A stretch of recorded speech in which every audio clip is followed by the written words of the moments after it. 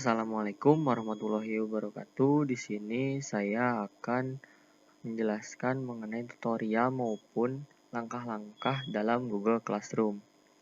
Yang pertama harus diperhatikan adalah buka Google Chrome, kemudian ketik Google Classroom, klik, dan juga di sini ada linknya ya. Langsung saja diklik kiri, tunggu sebentar. Setelah itu ada sebelah kanan atas tanda plus untuk gabung maupun buat kelas. Di sini saya akan menjelaskan mengenai buat kelas. Klik saja, kemudian ada gambar centang di sini dalam kolom, diklik saja, klik lanjutkan. Kemudian isi nama kelasnya, itu wajib diisi. Kemudian bagian bisa disesuaikan, mata pelajarannya apa, kemudian ruang kelasnya. Setelah itu klik buat.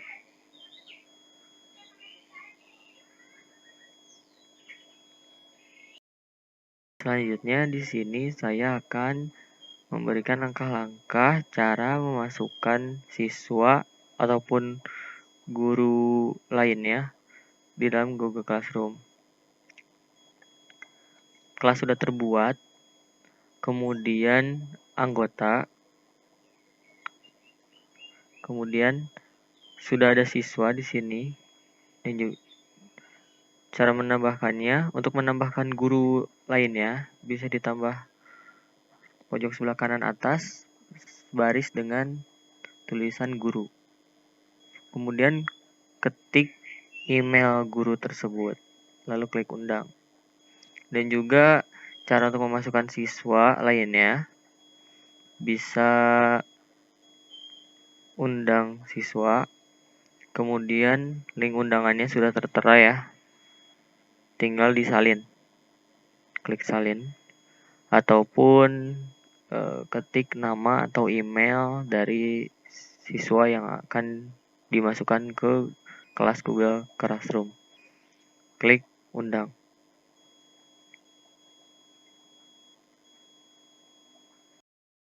Ya, di sini lanjut untuk memberikan absensi pada siswa. Di sini ada tugas kelas. Tunggu sebentar. Kemudian ada presensi siswa, ini draft ataupun membuat baru, yaitu di pertanyaan atau question. Kemudian bisa ditulis atau diketik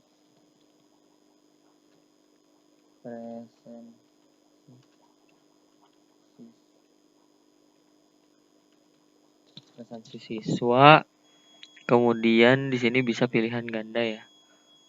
Kemudian ada opsi 1, misalkan kita ketik untuk hadir, kedua untuk izin, ketiga untuk sakit. Di sini petunjuk opsionalnya bisa diisi banyak untuk seluruh siswa. Poinnya 100, bisa dikasih poin berapapun. Tenggatnya. Nah, ini presensinya bisa dibatasi untuk tanggalnya ya. Waktu opsionalnya juga bisa diberikan, misal pukul 15.00.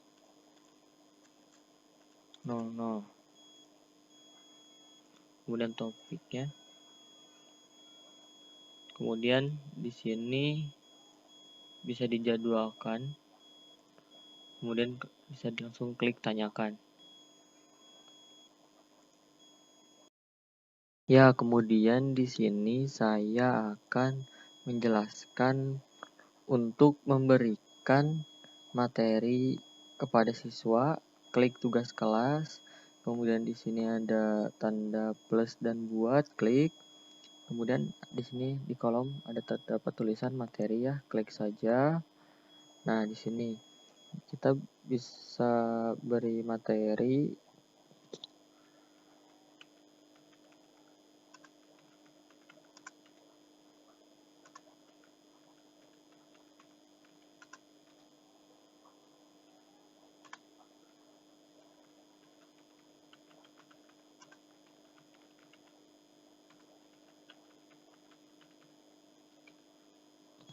Kemudian kita juga bisa langsung isi deskripsi.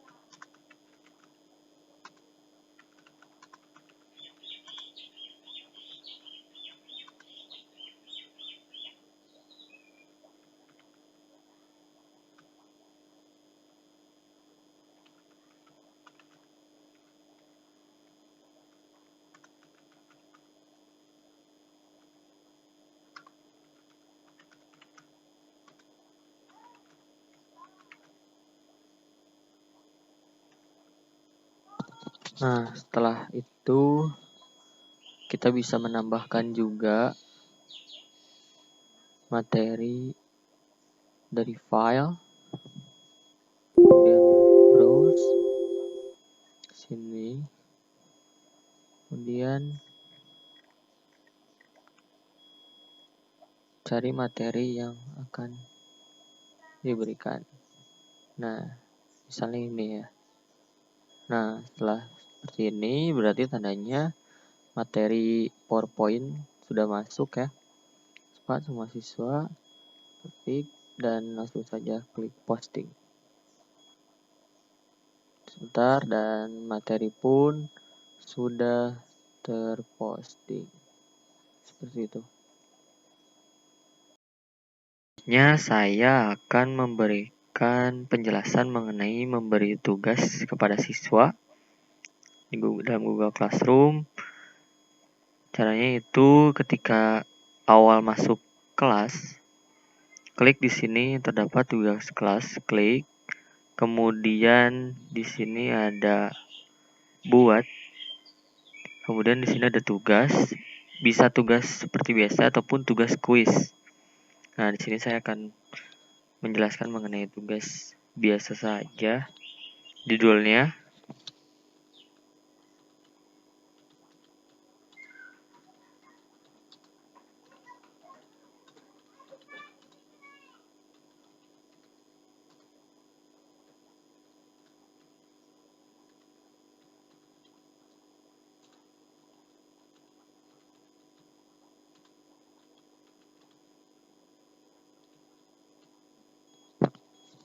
deskripsinya atau petunjuk.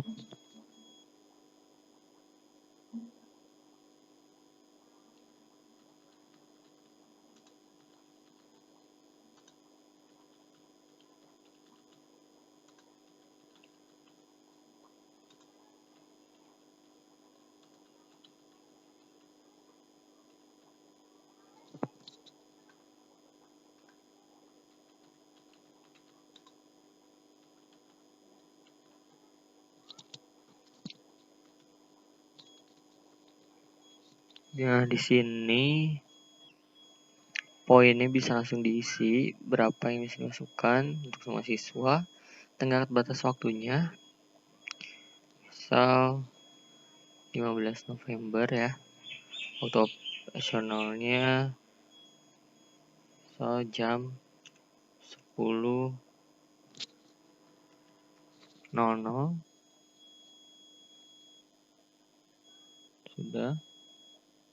sudah tentukan. Nah, kemudian klik tugaskan.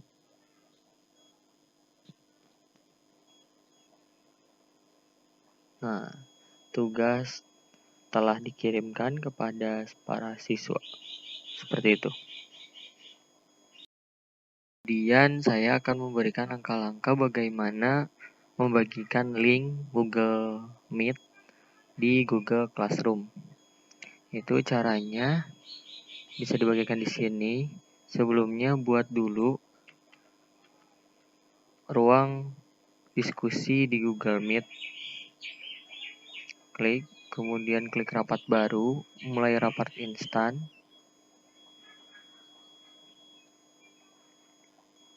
Sudah gabung sekarang. Nah, artinya rapat sudah siap. Salin link Google Meet-nya di kelas. Kemudian paste.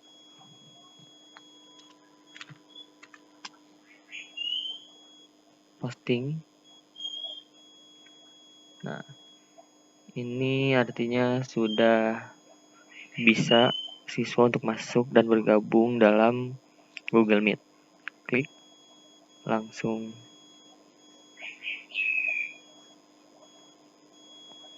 jadi bisa. Nah, ini dia. Sekian.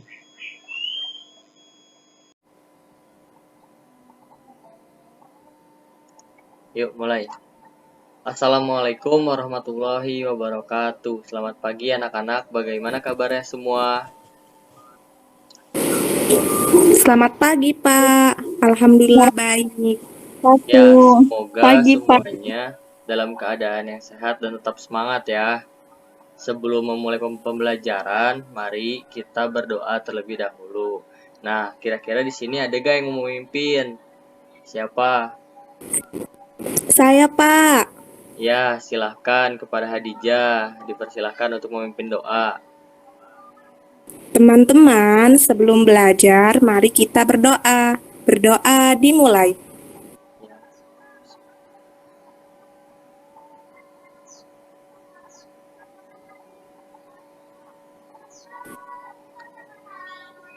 Ya, berdoa selesai. Nah, hari ini Bapak mau nunjukin video dulu ke kalian. Harap ditonton ya teman-teman, sebentar.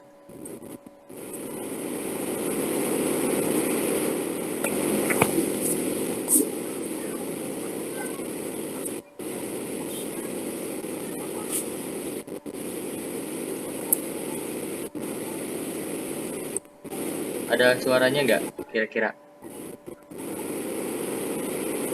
Belum Pak. Coba ya. Belum ada Pak. Ada suaranya? Belum. Oh, belum. Belum ada Pak. Coba sebentar ya.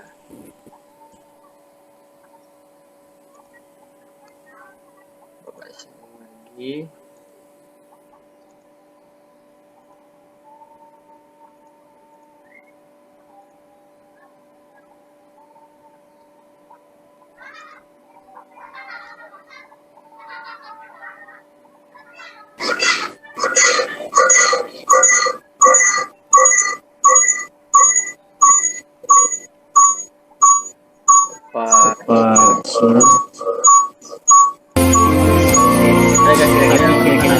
Anak-anak. Belum Pak.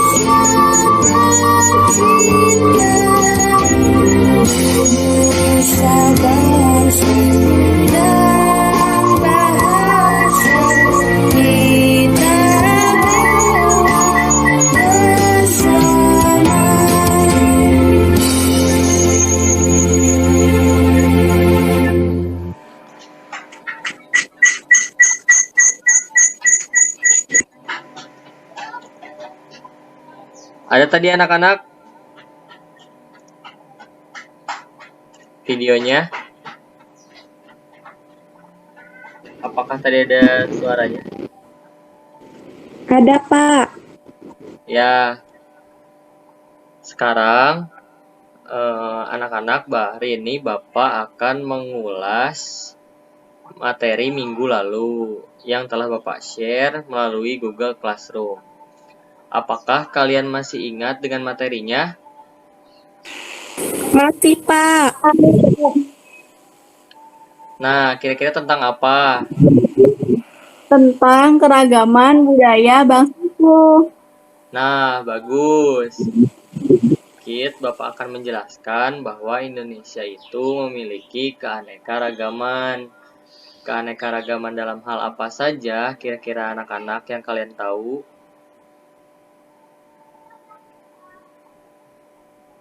Ayo. Tentang budaya suku bangsa, Pak. Ya. Terus lalu apa lagi? Agama, Pak. Ya, bagus. Indonesia memiliki keanekaragaman suku budaya, suku bangsa, bahasa, agama, ras, dan lain sebagainya. Bapak ingin bertanya lagi, apa penyebab negara Indonesia memiliki keanekaragaman? Tidak tahu, Pak. Tidak tahu, Pak. Ya, baik. Bapak akan jelaskan ada 3 penyebab keberagaman bangsa Indonesia. Yang pertama itu mengenai keadaan geografis, karena wilayah Indonesia itu luas dan memiliki ribuan pulau dengan bentang alam yang berbeda-beda. Kemudian yang kedua itu pengaruh budaya asing. Nah, sebelum lanjut, kalian bisa siapkan kertas dan pulpen ya, anak-anak, untuk mencatat. Kemudian, adapun pengaruh budaya asing yang berpadu membentuk alkulturasi 2 unsur budaya, hingga menciptakan budaya baru dengan ciri khas berbeda. Kemudian yang ketiga, kondisi iklim dan alam yang berbeda. Masyarakat yang tinggal di wilayah bagian barat Indonesia yang memiliki musim hujan teratur akan bermata pencaharian sebagai petani. Musim hujan teratur akan bermata pencaharian sebagai petani, sedangkan yang tinggal di wilayah bagian timur Indonesia yang memiliki musim kemarau panjang akan bermata pencaharian sebagai peternak atau pemburu. Nah, Bapak akan menunjukkan PowerPoint kepada kalian.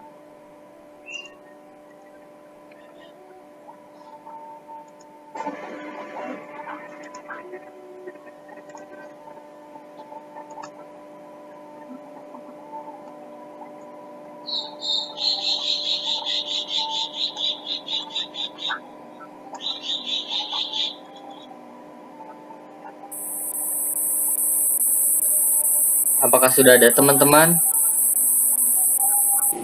Sudah, Pak. Ya, bisa kalian lihat sebentar.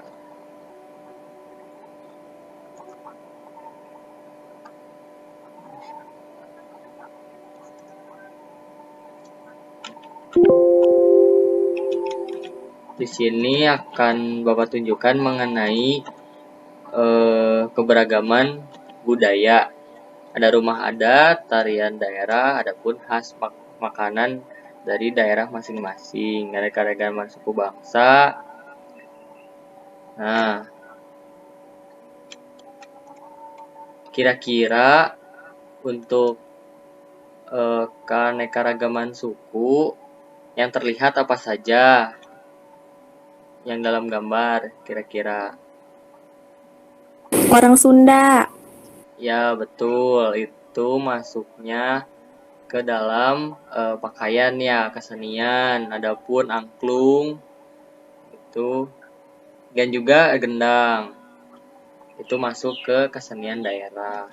Adapun keanekaragaman agama di Indonesia, ada yang bisa menebak gambar apa saja? Gambar masjid, Pak. Kemudian apalagi?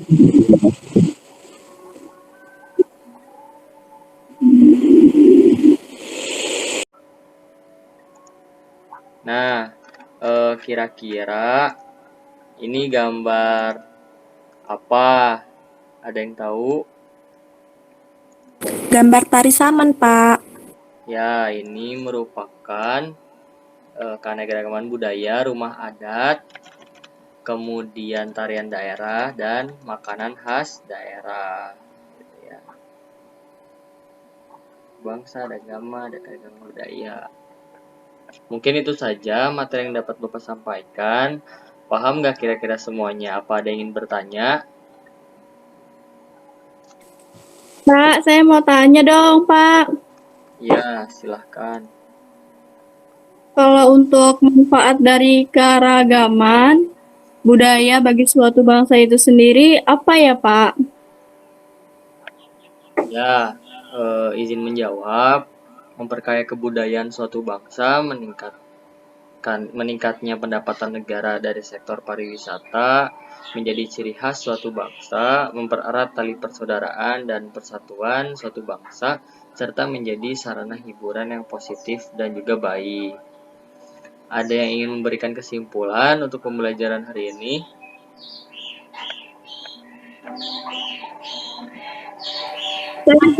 Ya, silahkan Neng Ranti. Jadi, negara Indonesia itu beraneka ragam, ada suku bangsa, budaya, bahasa, dan agama. Ya, betul. Jadi meskipun negara kita ini beraneka ragam, kita harus tetap satu di dalam bingkai Bhinneka Tunggal Ika, yaitu berbeda-beda tetapi tetap satu. Gitu ya. Baik, Bapak cukupkan pembelajaran hari ini. Terima kasih atas perhatiannya. Semoga bermanfaat untuk kalian ya. Wassalamualaikum warahmatullahi wabarakatuh. Sampai jumpa minggu depan anak-anak ya. Nah, tapi jangan lupa ada tugas dari Bapak yang sudah Bapak serahkan di dalam Google Classroom. Terima kasih. Selamat berjumpa minggu depan. Waalaikumsalam warahmatullahi wabarakatuh. Terima kasih, Bapak. Terima kasih, Bapak. Ya, terima kasih.